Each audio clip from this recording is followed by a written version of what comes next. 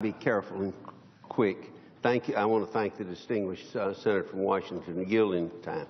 I rise today, Madam President, to once again express my concerns about the fiscal problems facing our nation. Thus far this year, I've held public meetings in 61 of my state's 67 counties, and without exception, my constituents' top concern is our nation's unsustainable debt and its effect on job creation and economic growth. Alabamians know that the federal debt currently stands at nearly $17 trillion, yet they see that the Democratic budget before us does not balance, not in 10 years, perhaps not ever. They know that the federal debt has increased by $6 trillion under President Obama, yet they see that the Democratic budget proposes to pile on $7 trillion more.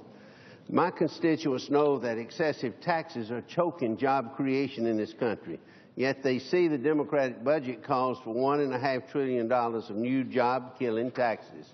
They know the stimulus package was an abject failure.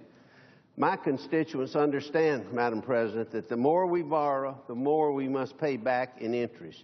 Yet they see that under the Democratic budget, we will pay more in interest on the debt, $791 billion, than we will spend on national defense.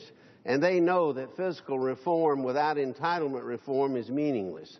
Yet they hear no mention of entitlements in the Democratic budget. Madam President, it's been 1,423 days since the Senate passed a budget.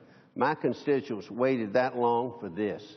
There's little wonder that trepidation over our nation's future is so prevalent. No dominant power in world history has remained strong with our weak economy. Not the Persians, not the Greeks, not the Romans, not the British, not anyone. Under the Democratic budget, our nation would learn that lesson the hard way.